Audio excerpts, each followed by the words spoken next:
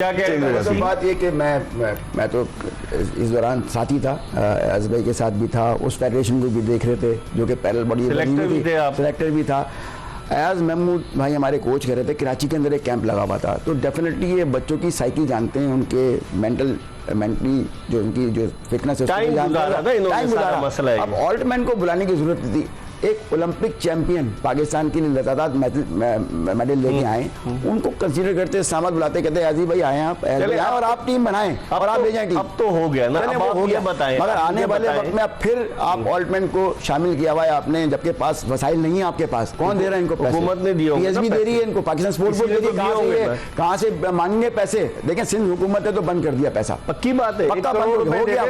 Last meeting हुई है, मुर्तबा वहाब साहब ने जो मेयर कराची हैं उन्हें खास तौर पे, क्योंकि वो सिंध हॉकी मेंबर भी हैं, उन्होंने खास तकरीब में कहा, उस तकरीब में था कि जी हम अब बंद कर रहे हैं पाकिस्तान हॉकी फेडरेशन को। क्यों?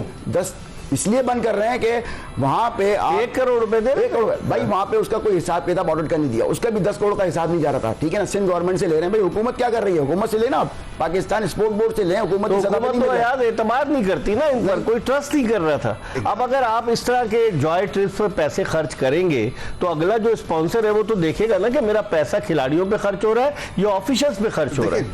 जिस जगह हम खड़े हुए हैं यहाँ पे तो सारी इन्वेस्टमेंट होनी चाहिए प्लेयर्स के ऊपर, बजाय ऑफिशियल्स पे होने, बजाय ऑफिशियल्स पे वहाँ पे इन्वेस्टमेंट प्लेयर्स के ऊपर होनी चाहिए। और प्लस हॉकी को आपने प्रमोट कैसे करना है, जो एक डाइंग स्पोर्ट है पाकिस्तान के अंदर।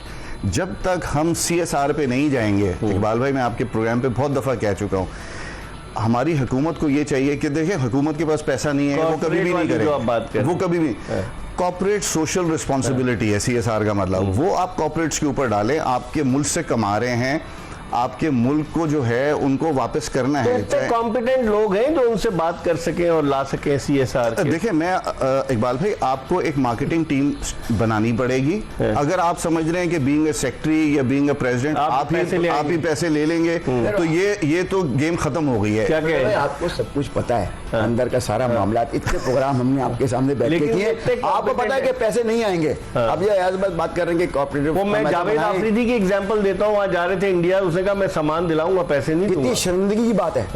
ये शर्म आती नहीं आती कि उन्हें इतबार नहीं है कि हॉकी फेडरेशन को मैं पैसा नहीं दूंगा, अपने तौर पे खुद करूंगा मैं। इस फेडरेशन के साथ प्रॉब्लम ही यही है कि इनको कैश कोई भी नहीं देगा और ये हमेशा यही कहते हैं आप हमें दे दें हम चलाएंगे। मैं कहता हूं कि आप कॉर्पोरेट के ऊपर डालें, मार्केटिंग टीम बनाएं, ठीक है, अपना एक कैलेंडर दे दें 1 साल का कि जी ये हमारा फर्स्ट क्वार्टर है, ये सेकंड क्वार्टर है, ये थर्ड क्वार्टर है, और जनाब अली इसी तरीके से इसमें जूनियर सीनियर। उस कैलेंडर में ये भी लिखिए कि अगर बाहर जाएंगे तो हम भी जाएंगे ट्रिप पे। वो तो उन्होंने ऑलरेडी पहले कह दिया है, ये तो प्रेस स्टेटमेंट है कि जी अब हर दफा मैं साथ जाऊंगा। माजी में चले फाइनल में पहुंच गए या ओलंपिक गेम्स हुए या वर्ल्ड कप हुए, वहां चले जाते हैं ना ऑफिशियल। यहाँ क्या करने जा रहे हैं? यहाँ इकबाल भाई आपको भी पता है TADA का मसला है सारा। वैसे मैं कहता हूँ देखें यही प्रॉब्लम्स हैं कि जहाँ पर हमने, इससे बेहतर है कि आप 2 लड़के एक्स्ट्रा ले जाएं ताकि उनको तजुर्बा हो, इंटरनेशनल लेवल का तजुर्बा। पहले डॉलर में डेली अलाउंस मिलता था, वो रुपीस में कर दिया, वो 20,000 रुपए 20,000 बच्चों को दे रहे हैं, जबकि बाहर मुल्क से बाहर दे रहे हैं। प्राइम मिनिस्टर के शो में गए, मैं नहीं जा सका था, मदर की तबीयत खराब थी, मेरा नाम था प्राइम मिनिस्टर शो के अंदर, इस्लाउद्दीन, मैं और उसमें हमारा सोहेल अब्बास का भी नाम था। मुझे इस्लामाबाद से कॉल आई कि आपने आना है, मैं नहीं जा सका। वहाँ पे शहबाज शरीफ साहब हमारे प्राइम मिनिस्टर जो चीफ पैटर्न है, उन्होंने अनाउंस किया कि हम आपके नौकरियों को बहाल करेंगे, जॉब्स को। कोई नोटिफिकेशन नहीं आई। क्यों नहीं आई मैं बताऊँ आपको कि उसकी इम्प्लीमेंट ही नहीं हुई, क्योंकि राना मशहूर साहब वहाँ मौजूद थे और एहसन इकबाल साहब मौजूद थे। अब उनकी जगह तो राना सनौला आ गए ना IPC के, उससे अब वो जो समरी बननी थी वो वहीं पे तबकी रह गई। और पोलैंड में जो हार हुई है जो प्रो लीग की, वो और एक सामने आ गई सबब बन के कि वो हार गई, तो जी अब मामला इसको गरम मामला होता मिर्जा भाई तो हो जाता, तो ये डिपार्टमेंट में नौकरी हो जाता। लेकिन अयाज अब आप क्या पाकिस्तान का फ्यूचर क्या देख रहे हैं? देखिए अगले बरस ओलंपिक गेम्स है, बल्कि इसी बरस है, 2020 के जुलाई में 2024 पेरिस में हो रहा है जी, बिल्कुल। तो अब आप क्या ओलंपिक्स के लिए तो हम क्वालिफाई नहीं कर सके, तो प्रो लीग जो हम खेलने गए थे, क्या हम वर्ल्ड कप के लिए क्वालिफाई कर सकेंगे? आपको लग रहा है चांसेस हमारे? सर देखिए बड़ी मेहनत की जरूरत है इन बच्चों के ऊपर। ये जॉय राइड्स जो हैं, चाहे वो बच्चों की हो चाहे वो ऑफिशियल्स की हो, हमें एक करेक्टिव मेजर्स लेने पड़ेंगे, जहां पर आपको एक डायरेक्शन देनी पड़ेगी। अगर हमने वापस आना है वर्ल्ड हॉकी के अंदर, तो हमें बहुत सी चीज़ें कड़वे घूंट पीने पड़ेंगे, बहुत से लोग ऐसे एलिमिनेट करने पड़ेंगे जिन्होंने हॉकी को इस दाने पे साल से वो हॉकी के साथ मुंसलिक है, 20-25 साल तो हो गए, कुछ भी नहीं कर पाए। सकते मिर्जा भाई, सो नहीं सकते, रातों को नींद नहीं आती, हम फेडरेशन में क्यों नहीं है यार? अलमिया तो ये है, हाल ये हो गया कि ऐसी मछली है जो पानी के बगैर जो है बाहर तड़प रही है। बिल्कुल इकबाल भाई देखें, ये एक ओपन सीक्रेट है, हम सबको पता है कि ये हो क्या रहा है, ठीक है। लेकिन अब तो पैसे भी नहीं है ना यार, पहले पैसे होते तो चलो समझ में आ रहा था। सर देखें, ग्रांट, इनके टारगेट है ग्रांट पे, गवर्नमेंट से ग्रांट मिलेगी या कोई सूबा जो है वो ग्रांट दे देगा। देखें, ये एक रियलिटी है, आपको अब कमर्शियल दिमाग लाने पड़ेंगे, उसके बगैर गुजारा नहीं होगा। ठीक है, अयाज महमूद से। अयाज, पाकिस्तानी हॉकी टीम की नाव कभी डोलती है, कभी बाहर निकल आती है भंवर से, कभी कुछ होता है।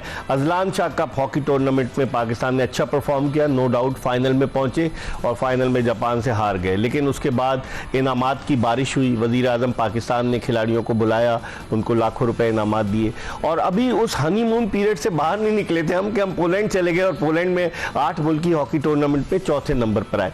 कैसे देखते हैं, ये टेम्परेरी था या आप समझते हैं कि आइंदा आने वाले वक्त में हमारे लोग कह रहे बस हॉकी रिवाइव हो गई, हॉकी जो है वो दोबारा पहुंच गई, लेकिन जब पोलैंड गए तो हमें पता चला 8 मुल्की हॉकी टूर्नामेंट के हॉकी कहां खड़ी है। आप सही कह रहे हैं इकबाल भाई कि देखें, मलेशिया के अंदर जो टीम्स थी वो डिफरेंट लेवल की टीम्स थी और वहाँ पर जो टीम्स गई हैं पोलैंड के अंदर वो रैंकिंग टीम्स थी, जहाँ पर जब आपका मैचेस हुए तो आप एक्सपोज हुए जहाँ पे आपकी वीकनेसेस थी, आपकी डिफेंस में वीकनेसेस थी तो आपने कंसीव किए गोल, ठीक है। हालांकि वहाँ पर भी बच्चे बुरा नहीं खेले, लेकिन इसके लिए और बहुत मज़ीद मेहनत की ज़रूरत है। इसमें मैं एक चीज़ ऐड करना चाहूँगा कि क्रेडिट जो है वो हम दे रहे हैं एक फॉरेन कोच को, हाँ। ठीक है, वो 3 दिन के लिए आता है और आप सारा क्रेडिट उसको दे देते। जो यहाँ पे लोकल कोचेस हैं जो उनके साथ 15-20 दिन या 1 महीना जो ट्रेनिंग कराते हैं, उनका क्रेडिट किधर जाएगा?